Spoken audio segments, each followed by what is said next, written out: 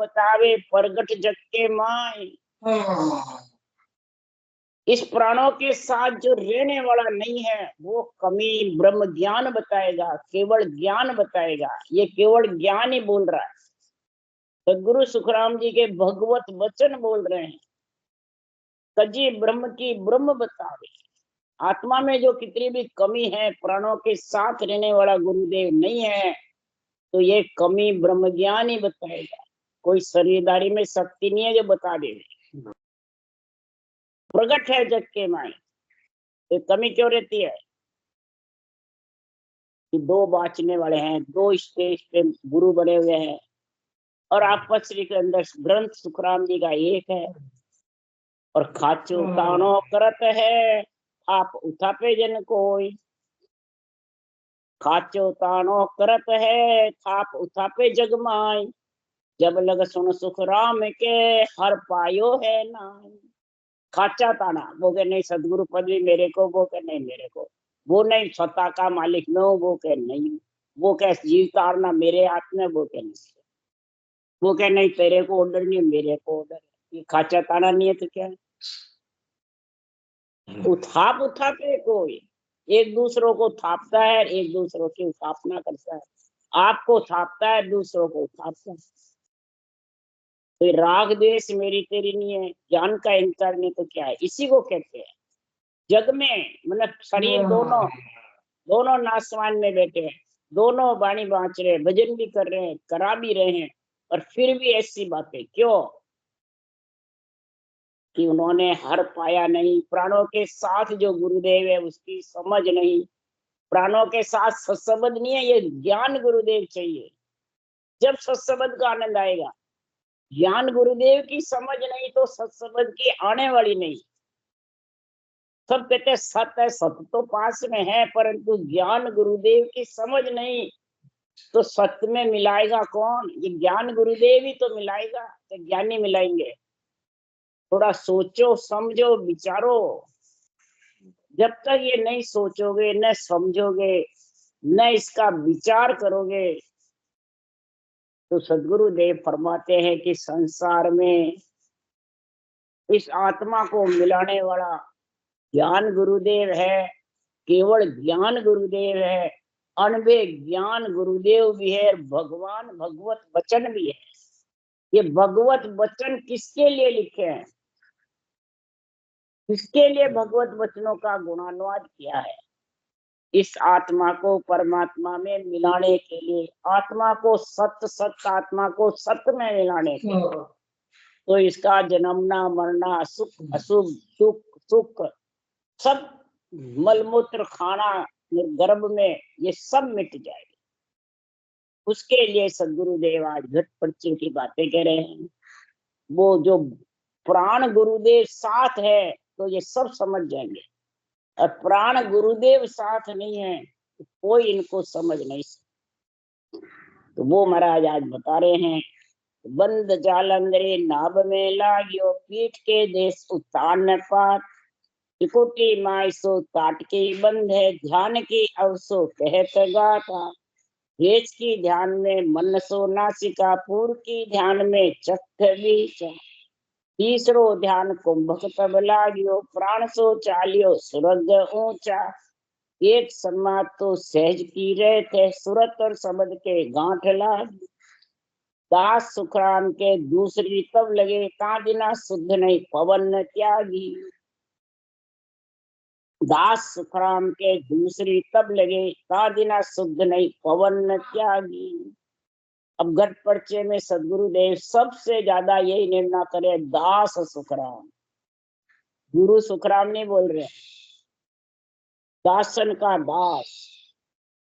अब इधर दासन के दास हमारे जैसे ज्ञानी बने रहते हैं, शिष्यों को कहते रहते हैं मैं तो दासन का दास हूँ, और विधि बताए गुरुदेव बन जाते हैं।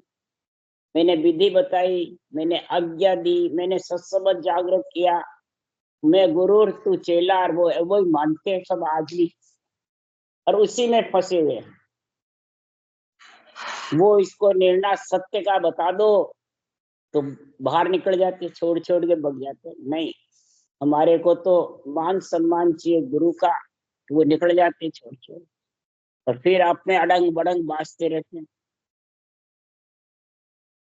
और फिर क्या कहते हैं कि भाई जी ने सम्मान नहीं दिया, मान सम्मान नहीं करा। तो इस प्रकार से महाराज फरमाते हैं कि संसार में वाणी में कहीं भी नहीं लिखा है शरीर नासवान शरीर गुरुदेव है। इन सब ने वाणी बाज के कैसे मान लिया कि नासवान शरीर,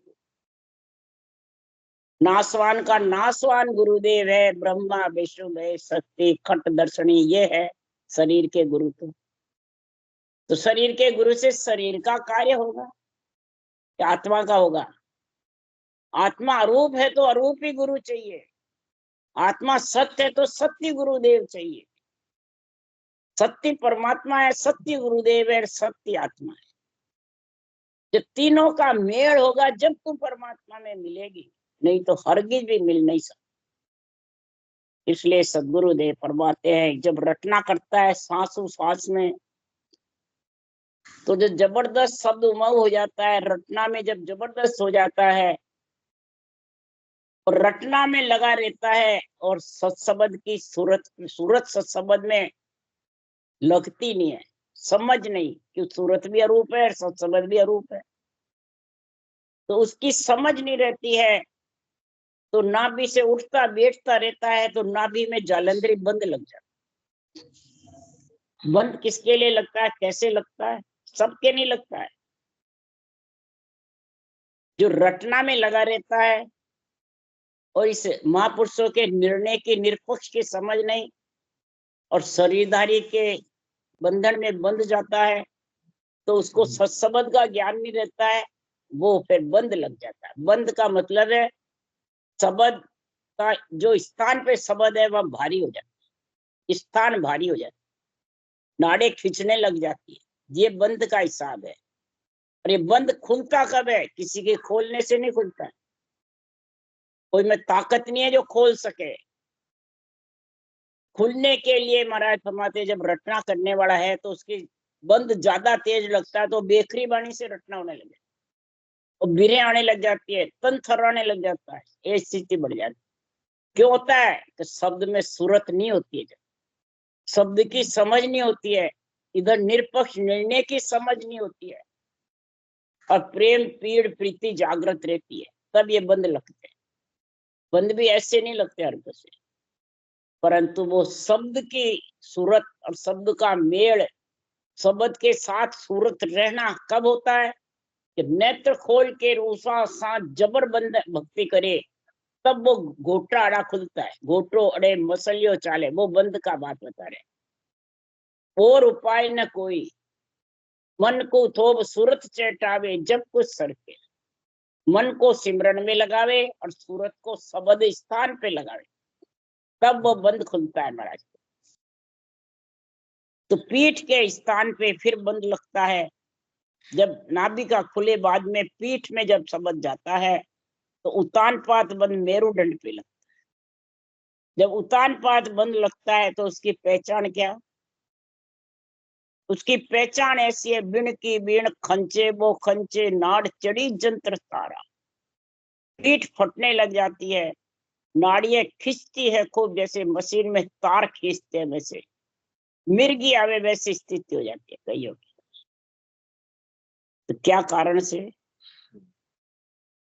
महाराज फरमाते शब्द आगे सरकता रहता है, सुर साथ रहती है, तो रुकावट ही नहीं होती है।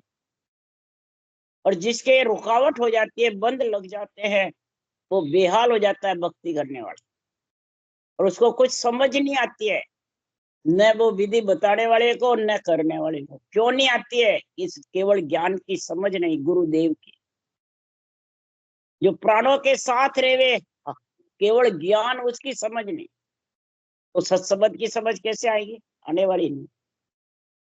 इसलिए सुखराम जी महाराज कह रहे हैं, तो उतान पात बंद कब खुलता है? कि मेरुदंड में जब उतान पात लगता है तो सांस बंद हो जाता है।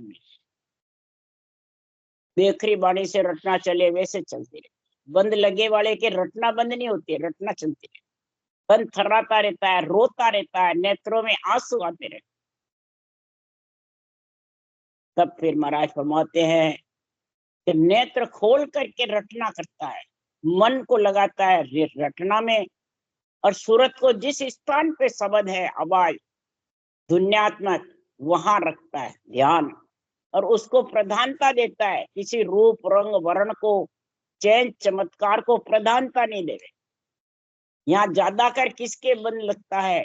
कि जो चैन चमत्कार चाहता है, रूप रंग वर्ण चाहता है, कई प्रकार के ये चाहते हैं ना, उनके सच। कई जने के शब्द गणना तार कहता नहीं, शब्द एक आवाज ही था, हमारे को तो ये चाहिए, हमारे को तो दर्शन चाहिए गुरु महाराज के, ब्रह्मा विष्णु महेश के, हमारे को ये चमत्कार चाहिए। वो चमत्कार की इच्छा करते हैं, उनके घोटा अड़ जाता है।